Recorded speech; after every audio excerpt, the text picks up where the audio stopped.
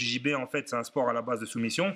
D'accord, c'est soumettre son adversaire, le forcer à abandonner le combat. À l'origine, c'est une branche du judo, hein, ça s'appelle le judo newaza, et c'est l'art du combat au sol.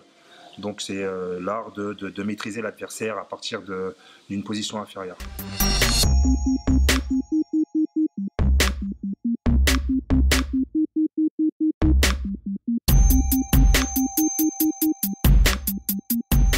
On n'a pas peur de prendre appui sur le ventre de l'adversaire, pas du camarade.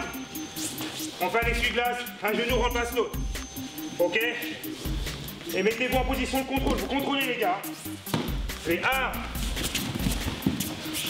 2, 3, 4. Moi j'ai toujours pris la liberté. Hein? Bon après c'est comme un accord avec mon coach, on a la même génération, je connais depuis longtemps, il sait très bien que c'est comme ça que je fonctionne. Que voilà, moi j'allais aller à droite, à gauche pour pouvoir faire des sparring avec des gens que je connaissais pas. Et je pense que c'est ça qui m'a fait progresser. Donc il y a peut-être aussi une démarche personnelle où vous devriez, pour ceux qui veulent vraiment, mais après ça c'est aussi comme on aborde ce sport-là, pour ceux qui veulent vraiment progresser et qui ont des objectifs en termes de compétition, d'aller voir ailleurs ce qui se passe pour pouvoir progresser, pour pouvoir échanger avec d'autres personnes. Donc il y a le 10-10, il y a les open mat qui arrivent régulièrement. Je vous ai déjà dit, hein, vous l'avez fait, mais devenir au CDK, hein, devenir à Sevran, c'est le club où je m'entraîne moi, et c'est un club où il y a du sparring de façon à pouvoir aussi s'entraîner. Mais après, c'est vous, à chacun, de savoir quels sont vos objectifs dans ce sport-là. Ici, ça suffit simplement. Puisque ton bras, il doit aller de l'autre côté. Donc vas-y, tac, tac, tac, tac. Je viens toujours avec humilité, parce que voilà, quoi, je sais que j'ai énormément à apprendre.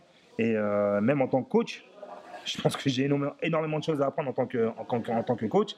Et voilà, donc c'est une remise en question de tous les jours. Aujourd'hui, tu peux être au top et demain, je tourne avec une ceinture bleue, elle me met en difficulté. Donc, ça va être des remises en question par rapport à moi, par rapport à mon style, par rapport à mes compétences, tout ça.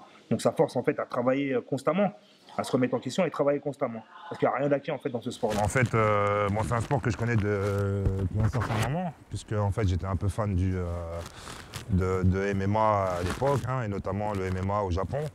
Et il favorisait beaucoup le côté technique au Japon, donc c'était beaucoup de phases au sol.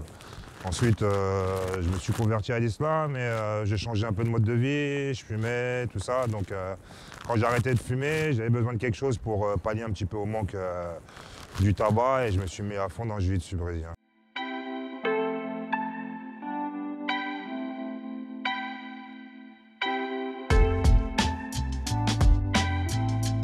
Hamza il est venu vers 2005, mais à l'époque on était plus grappling. Il s'est entraîné peut-être 1 an ou 2.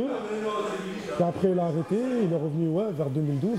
Après dès qu'il est revenu, vu qu'il avait un certain âge déjà, il a voulu rattraper le temps perdu. Son évolution elle était assez, on va dire assez rapide. Il a eu sa ceinture noire peut-être en 6 ans ou je sais plus, 6-7 ans.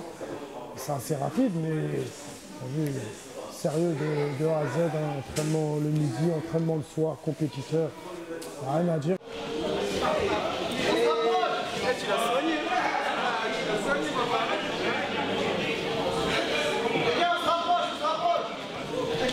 Donc les gradés, quand vous tournez entre gradés, vous évitez ça. Et en règle générale, vous évitez ça. Pour vous prendre un truc, quand je suis dans ma garde et que j'ai mes mains, c'est Hamza, il fait un mouvement. Et que moi, à ce mouvement-là, je réagis pas, le mouvement d'après, je suis en retard. Il faut comprendre ça. Là, c'est lui qui attaque, alors que tout à l'heure, c'est moi qui avais mes mains posées. Donc s'il bouge, je dois bouger. Si lui, il a bougé 2 fois, c'est que je suis mort. C'est clair, ça dans la tête de tout le monde?